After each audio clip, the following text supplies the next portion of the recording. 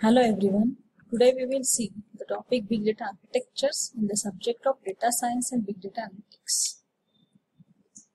First of all, we would like to know what is data processing. So we should study this data processing cycle. As we see in the figure, we have four basic stages of data processing cycles. The first stage is a collection, then second processing, third management, and the generation. So here basically we collect the data through the various sources, through the transactions, then from subsystems and various forms and portals. That is the first stage in the data processing. Then second stage we have the processing, that is a classification, then transformation, sorting, merging, calculation, summarization. So every kind of processing what we perform on the data that comes under this stage of processing in the data processing. And the third stage is a management. So in this management stage, we store the data, we retrieve the data, we archive the data, and the governance related to data is done in this stage of management. And the last one where we generate the information, various reports, computations, some formatting, and the presentations is done in the last stage of processing, that is generation. So what is that is, we have the various cycles of activities and we perform these activities one after the other and re-enter in this cycle again and again to work with this data processing cycle, that is collect, process, manage and generate. Now considering this data processing cycle, we have basically two data processing techniques. The very fundamental techniques is, the very first is centralized processing and the second one is distributed processing, as we know. So in the centralized processing, what we see is the architecture collect the data to the single centralized storage area and processed upon completion by a single computer with often very large architectures in terms of memory, processor and storage. So in case of centralized processing, the every kind of processing is done at a single computer, we can say single point, and the data collection is done at a single storage area only, centralized area.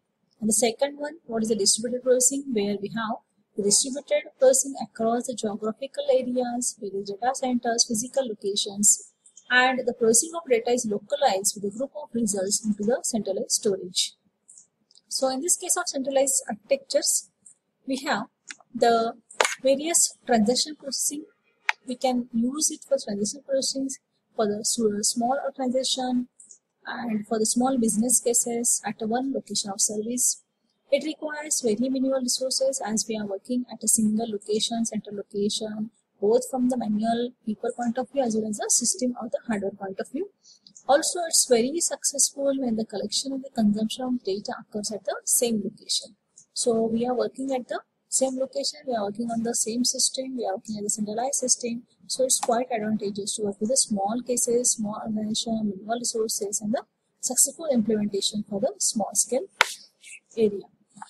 Now here, the second one, as we see, the distributed processing, which is distributed over the various locations, and there are various, we can say, advantages which are used, which are very helpful to avoid the limitations of the centralized processing. Now basically there are 5 architectures under the distributed processing that we are going to see here.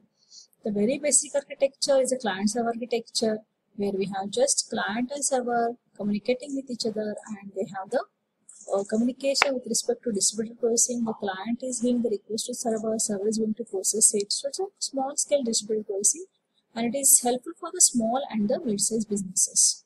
Then considering this client server, the second one we have is a 3-tier architecture where to increase the efficiency and to reduce the redundancy by increasing the reusability of the client's architecture, we have a 3-tier architecture where we involve one more tier for the, as a middle tier for the processing purpose, for the business logic purpose.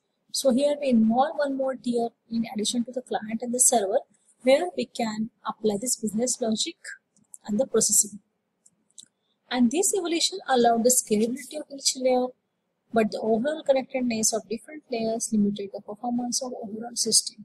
It means that we have the connection with the middle tier with the client and the server, but there are limitations with respect to application of the business logic at the middle tier, And this is predominantly the architecture of analytical and business intelligence applications. So there is a specific usage for this architecture. It cannot be used for the big scale networks or the web applications. That is a point over here to be noted. And the third one is the NT architecture. As we say NT architecture, we have it's a multi-tier architecture where we have the clients, middleware, application, servers. They're isolated into various tiers, and by this architecture, any tier can be scaled independent of the others. So here we have the independent applications, independent working of all these tiers, and we can implement the web applications by this NT architecture model.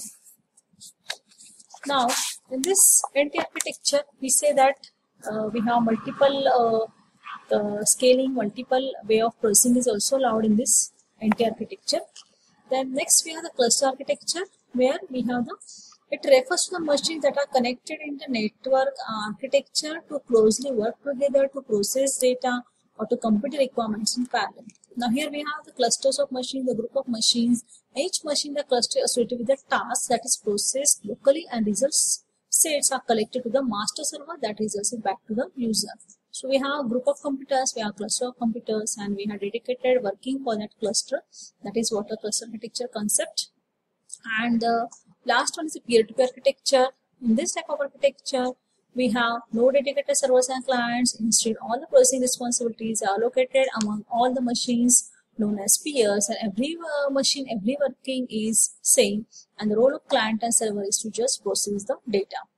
So we have these all total 5 architectures that we see, and distributed processing, that is client server, then 3T architecture, then we have the NT architecture, then we have the cluster architecture, and the peer-to-peer architectures. So as per the requirement of the business, as per the requirement of organization, and the computation power and the associated hardware, we can implement any of these 5 distributed processing architectures for the organization purpose.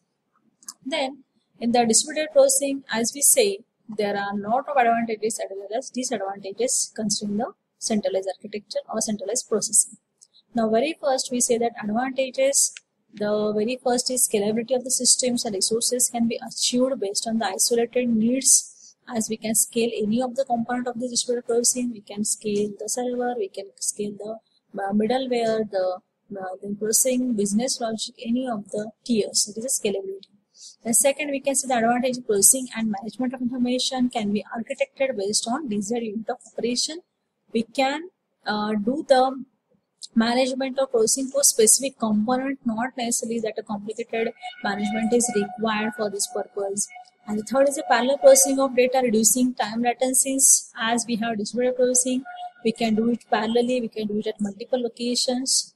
So very less time latency and the time delays are there in this distributed processing. Now considering the second point, that is disadvantages of the distributed processing, we have data redundancy, process redundancy, resource overhead, and volumes. Now data redundancy, as we say, the data is redundant at various locations, data is available at multiple locations, and so redundancy may be there. Process redundancy may be also possible, same process we have to run at various locations. The resource overhead, as the processing is distributed, we require the resources at various locations, geographical locations, physically. And the volumes, yes, a large volume of data is to be managed, so there is a quite complications in the management of the data as well as processing. So whatever technique we implement, we should have the specific usage, specific goal in the mind when we apply this processing logics, whether it is a centralized processing or the distributed processing in the big data architectures. The processing data in either centralized processing or distributed processing style has a lot of infrastructure challenges that continue to dominate the space. Now, whatever the processing style we implement, there are infrastructure challenges. We should apply the appropriate processing model to the application or to the business.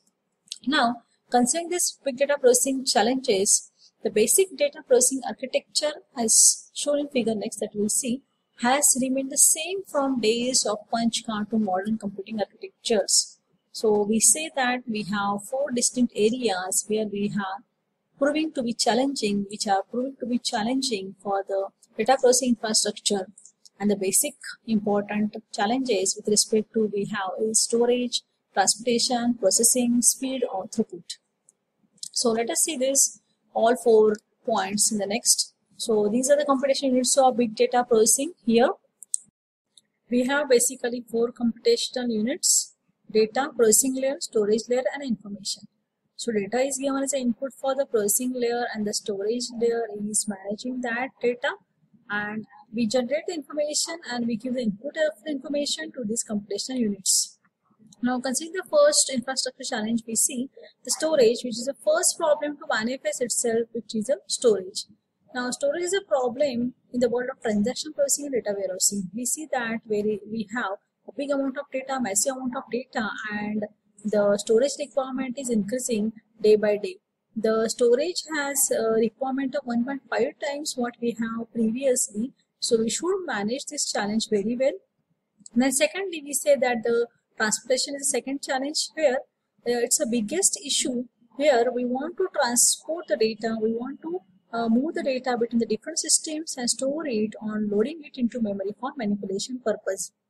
This continues the movement of data that has been one of the reasons that structured data processing involved to be restrictive in nature. Now here we have the data to be transported between the compute and the storage layers. So these layers are important to move the data. We should always do the movement of data between the computation and the storage layers. And the continuous improvement in the network technologies could not solve this problem, though it enabled the bandwidth of transport layers to be much bigger and more scalable. So transportation with the big problem, challenge with respect to data processing. Then next we have the processing as itself is a challenge here. The processing data require the ability to combine some from logic and mathematical computers together in one cycle of operation. Processing is always there with respect to various data movements, data calculations, and everything. Now here basically the processing challenge is divided as 3 sub points, or we can say sub problems: CPU, processor power, the memory, and the software.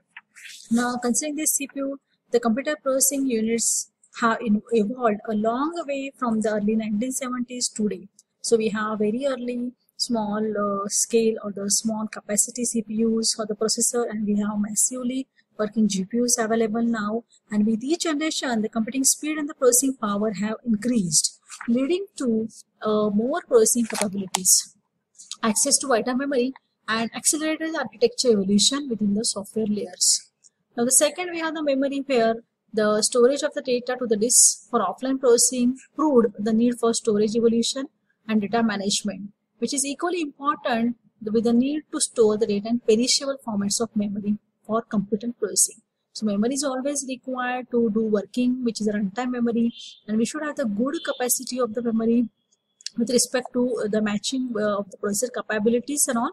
So the amount of memory that can be allocated to the system, which should be a highly significant challenge with respect to this processing. Then next we have the software, and this software we have the another core processing component, which is to develop the programs to transform the processing and various information with respect to data. We have to work with the various software and tools, and the software across different layers from operating system to programming languages has evolved generally, and even have a very big leaps in the hardware evolution.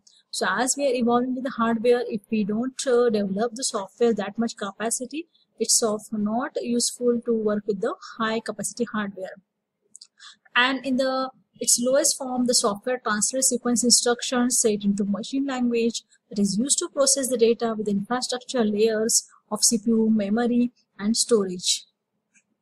Then the programming languages that are evolved over the time have harvested the infrastructure evolution to improve the speed and scalability of the system. So operating system like Linux has opened the doors of innovation to enterprise to develop additional capabilities like the open source softwares and the tools, which are very important with respect to the evolution of the overall software tools and their development. Then the last challenge that we see, the speed or the throughput. It's a biggest continuing challenge with respect to the overall system, which is speed or the throughput of the data processing. It's a combination of various architecture layers, hardware, software, networking, storage. And each layer has its own limitations and the combination, and these limitations have challenged the overall throughput and the processing. So we see that the data processing challenge continues to exist in infrastructure architecture layers as an ecosystem Though the underlying software, processor, memory, storage, and network components have all evolved independently. And in the world of data processing, the data management, and this database management, this is a significant problem both from the value and the financial perspective. So this is all about the big data architectures. Thank you.